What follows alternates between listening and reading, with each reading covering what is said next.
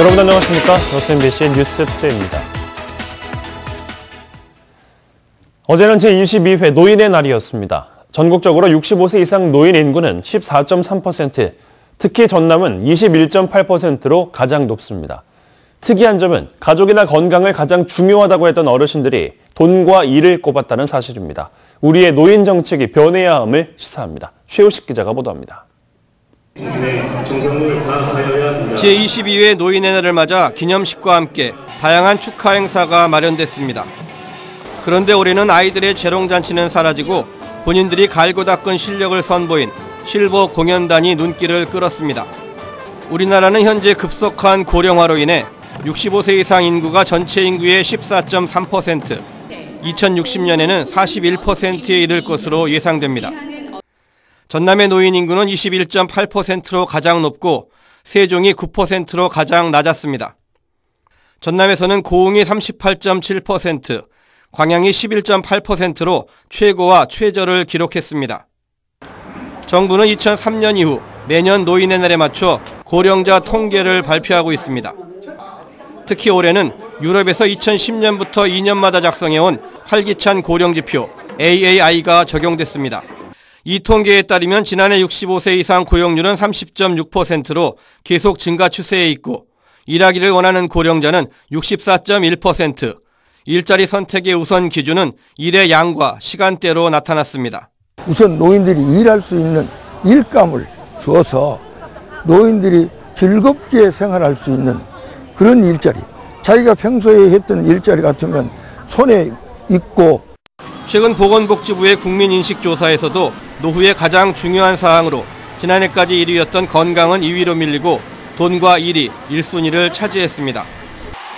또 건강만 허락한다면 72.9세까지 일하고 싶어하는 것으로 집계됐습니다. 노인 정책의 변화가 필요하다는 얘기입니다. 앞으로는 노인들이 직접 찾아서 본인이 하고자 하는 일을 하면서 노후를 즐기는 방향으로 바뀌지 않을까 그렇게 생각하고 있습니다. 저출산과 고령화가 우리 인구 문제의 근본적인 현상인 만큼 이제는 우리의 미래인 노인 인구를 의존적인 존재에서 독립적인 존재로 보는 인식의 변화가 무엇보다 시급해 보입니다. MBC 뉴스 최우식입니다. 최근 4년 동안 도내에서 CCTV를 통한 범인 검거가 900여 건에 이르는 것으로 조사를 했습니다. 경찰청이 국회 행정안전위원회 이재정 의원에게 제출한 자료에 따르면 지난 2014년부터 올해 8월까지 CCTV 영상 자료를 통해 930명의 범인을 검거했으며 범죄 유형은 절도 사건이 가장 많았던 것으로 나타났습니다. 이와 관련해 CCTV가 범죄 예방과 범인 검거에 큰 도움이 되고 있다는 의견과 함께 사생활 침해 등 문제점을 줄이기 위한 대책도 요구되고 있습니다. 주유비를 내지 않고 도주하던 30대 남성이 경찰에 붙잡혔습니다. 순천경찰서는 어제 오후 5시 20분쯤 순천시 승주변 주유소에서 기름을 넣은 뒤 계산을 하지 않고 달아난 36살 김모 씨를 특수공무집행 방해치상과 사기 혐의 등으로 붙잡아 조사하고 있습니다. 조사 결과 김 씨는 신고를 받고 출동한 경찰을 피해 20여 분 동안 도주하다 순찰차를 들이받고 붙잡혔으며 이 사고로 김 씨와 경찰 등 3명이 가벼운 상처를 입었습니다. 선거당국이 전국 동시 조합장 선거를 공정하게 치르기 위해 관계기관 협조를 강화합니다. 전남선거관리위원회는 내년 3월 열리게 될 조합장 선거를 앞두고 기부 행위가 제한되고 있다며 금품 선거 등 위법 행위를 막기 위해 각 협동조합과 함께 단속과 예방 활동을 펼치기로 했습니다. 선관위에 따르면 지난 2015년 1회 선거 당시 고발 26건을 포함해 모두 112건의 위법 행위가 적발된 바 있습니다. 선선한 가을이 찾아오자 고기를 낚으려는 강태공들의 발걸음이 늘고 있습니다. 하지만 허가구역을 벗어나거나 안전장비를 갖추지 않는 등 불법 낚시 행위가 잇따르고 있습니다. 조희원 기자가 취재했습니다.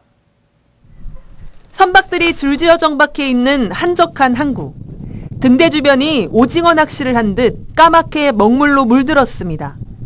통발이 걸려있는가 하면 낚싯지와 치어 사체도 널브러져 낚시꾼들이 다녀간 흔적이 남아 있습니다. 등대 옆에서는 낚시꾼이 고기를 잡는 데 여념이 없습니다. 그러나 이곳은 낚시가 금지된 구역입니다. 여기 낚시 불법으로 되어 있는 곳인데. 불법이요? 저기 팻말 써있던데 못 보셨어요? 사람들이 하도 많이 하고 있어갖고. 낚시꾼들이 불법 낚시를 하는 곳은 주로 항포구나 방파제, 인적이 드문 갯바위지만 어선을 타고 나가는 경우도 많습니다.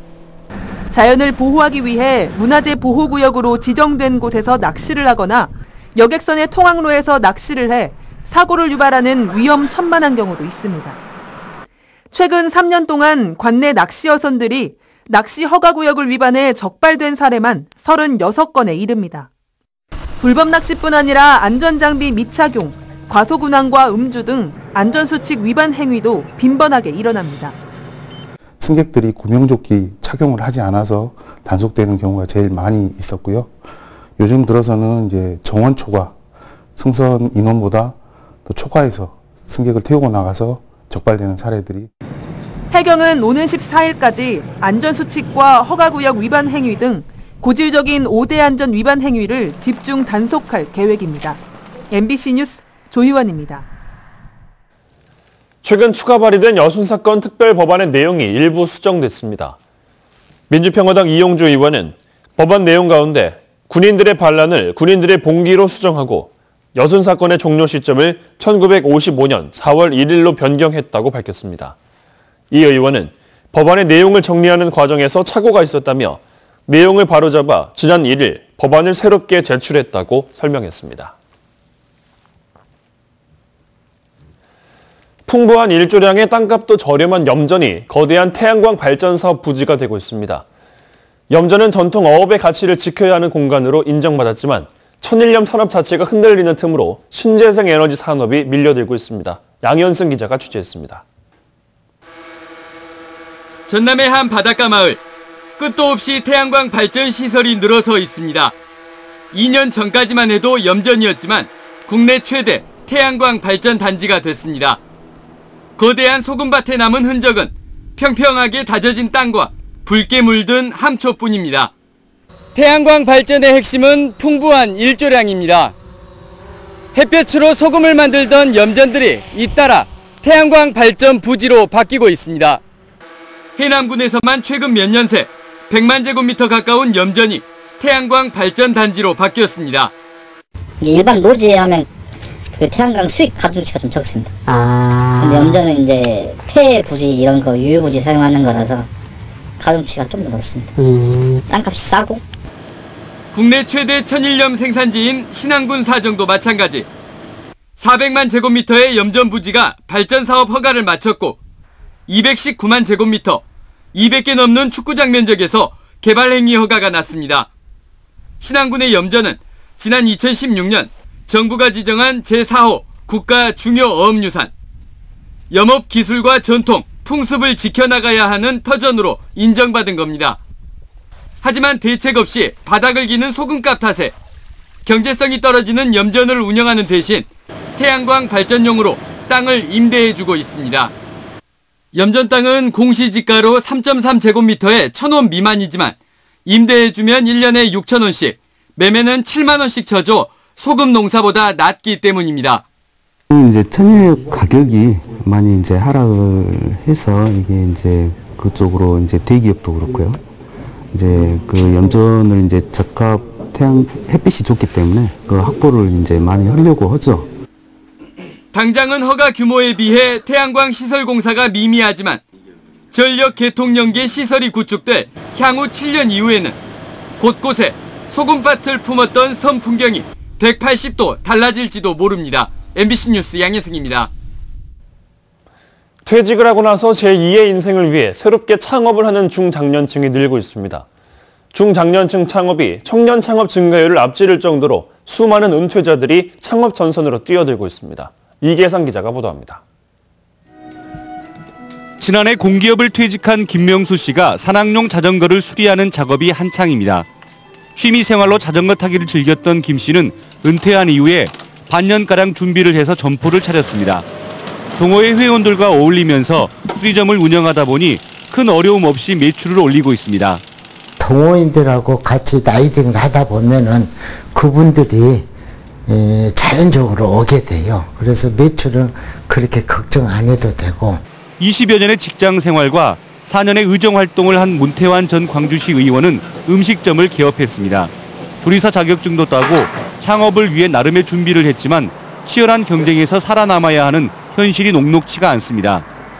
요즘 경기가 너무 안 좋아서 정말 손님이 그냥 적어요. 우리 식당이 지금 120평인데. 광주 지역 60살 이상 사업자 현황을 보면 재작년 3만 4천여 명에서 작년엔 3만 7천여 명, 올해는 4만 800여 명으로 증가했습니다. 전체 사업자 가운데 중장년층 사업자가 차지하는 비율도 작년에 20%를 넘기며 10% 초반에 그친 청년 창업 비중보다 높은 증가세를 보이고 있습니다. 중장년층 창업이 요식업이나 프랜차이즈업으로 쏠리다 보니 실패 위험성이 크다는 지적입니다. 은퇴를 하신 분들이 가장 실수를 하신 부분이 현장 조사를 안 해보고 또 무턱대고 이렇게 많이 하시다 보니까 실패를 하시는 경우가 많습니다. 창업 전문가들은 중장년층 창업자들이 실패할 경우 재기하기가 힘든 만큼 충분한 준비 작업이 필요하다고 조언했습니다. MBC 뉴스 이계상입니다. 순천시가 주민자치 활성화를 위해 주민들의 시정 참여를 강화합니다.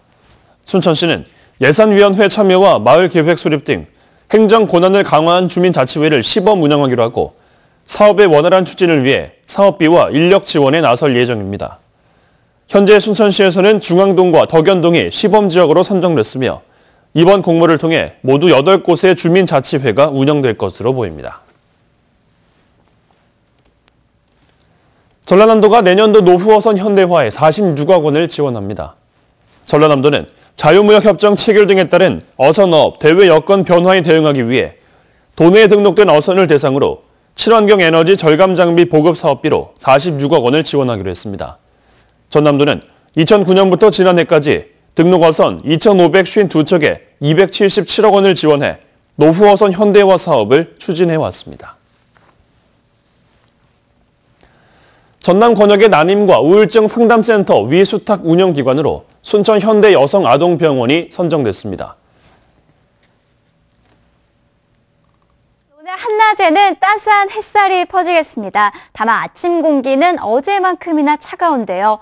오늘 아침 대관령의 수온주는 0.5도까지 떨어져 올가을 들어 가장 낮은 기온을 보였고요. 서울도 11.2도까지 내려왔습니다. 그래도 한낮에는 찬 공기가 물러가고 햇살이 퍼지면서 기온이 크게 오르겠습니다. 서울의 낮 기온이 24도까지 오르겠고요. 그만큼 일교차도 커서 오늘 외출 계획하셨다면 옷차림 잘 하셔야겠습니다.